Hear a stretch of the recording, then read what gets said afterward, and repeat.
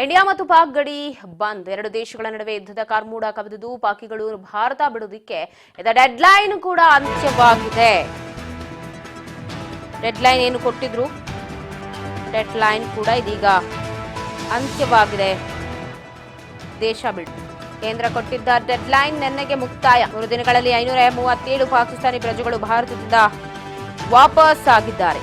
India Pak ಮಧ್ಯೆ ಗಡಿ ಬಂದ್ ವಿಚಾರ ಅವರಿಗೇನು ಗಡುವು ಕೊಟ್ಟಿತ್ತು, ಗಡುವು ಮುಕ್ತಾಯವಾಗಿದೆ. ಎಂದಿಗೆ ಎರಡು ದೇಶಗಳ ನಡುವೆ ಯುದ್ಧದ ಕಾರ್ಮೋಡಾನೆ ಕವಿದಂತಾಗಿದ್ದು ಪಾಕಿಗಳು ಭಾರತ ಬಿಡೋದಕ್ಕಿದ್ದ ಡೆಡ್ಲೈನ್ ಇವತ್ತಿಗೆ ಅಂತ್ಯವಾಗಿದ್ದು 2 ದಿನದಲ್ಲಿ ಸುಮಾರು 500ಕ್ಕೂ ಅಧಿಕ ಜನ ದೇಶವನ್ನ ತೊರೆದಿದ್ದಾರೆ ಅಂತ ಹೇಳಲಾಗ್ತಾ ಇದೆ.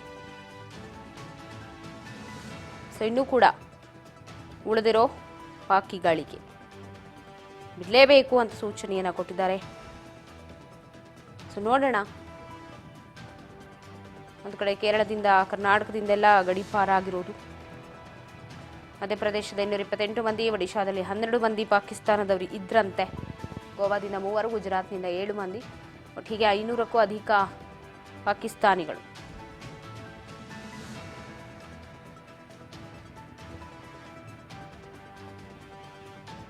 ಗಡಿಪಾರು ಆಗ್ತಾ ಇರೋದು. ಅವರ ವೀಸಾ, ಪಾಸ್ಪೋರ್ಟ್ ಎಲ್ಲ ರದ್ದು.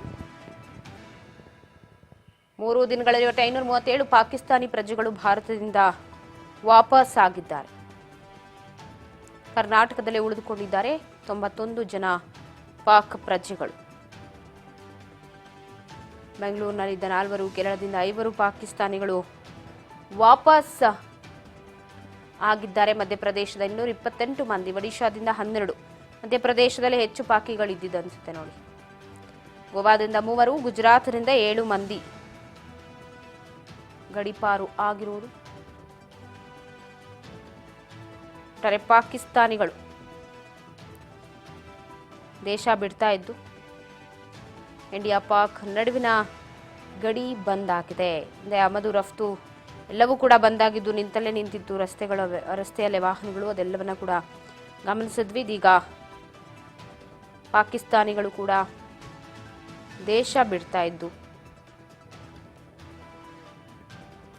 ಕೇಂದ್ರ ಕೊಟ್ಟಿದ್ದ ಡೆಡ್ಲೈನ್ ನನಗೆ ಮುಕ್ತಾಯವಾಗಿದೆ. ಹಾಗಾಗಿ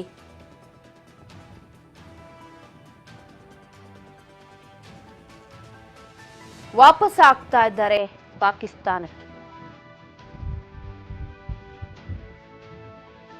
ಭಾರತದಿಂದ ಜನರು ಗಂಟು ಮೂಟೆ ಕಟ್ಕೊಂಡು ವಾಪಸ್ ಆಗ್ತಿದ್ದಾರೆ ಅಂತ ಪಾಕಿಸ್ತಾನದಿಂದ 3 ದಿನದಲ್ಲಿ ಸುಮಾರು 850 ಭಾರತೀಯರು ವಾಪಸ್ ಆಗಿದ್ದಾರೆ. 13 ಮಂದಿ ರಾಜತಾಂತ್ರಿಕರು ಸೇರಿ 850 ಮಂದಿ ಭಾರತೀಯರು ವಾಪಸ್ ಆಗಿದ್ದಾರೆ.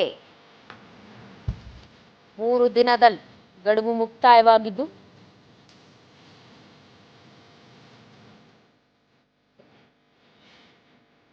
ವಾಪಸ್ ಆಗ್ತಾ ಇದ್ದಾರೆ ಭಾರತೀಯರು ಮರಳಿ.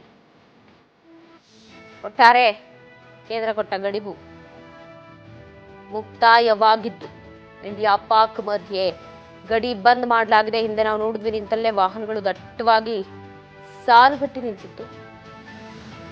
ಇತ್ತ ಕರ್ನಾಟಕದಲ್ಲೇ ಉಳ್ಕೊಂಡಿದ್ದಂತಹ ಜನರು ವಾಪಸ್ ಆಗ್ತಾ ಇದ್ದಾರೆ. ಬೇರೆ ಬೇರೆ ರಾಜ್ಯದಿಂದ ಇದ್ದ ಪಾಕಿಸ್ತಾನಿಗಳು ವಾಪಸ್ ಆಗ್ತಿರೋದು ಕೇಂದ್ರ ಕೊಟ್ಟ ಡೆಡ್ಲೈನ್ಗೆ. ಭಾರತೀಯರು ಕೂಡ ಪಾಕಿಸ್ತಾನದಿಂದ ವಾಪಸ್ ಆಗಿದ್ದಾರೆ.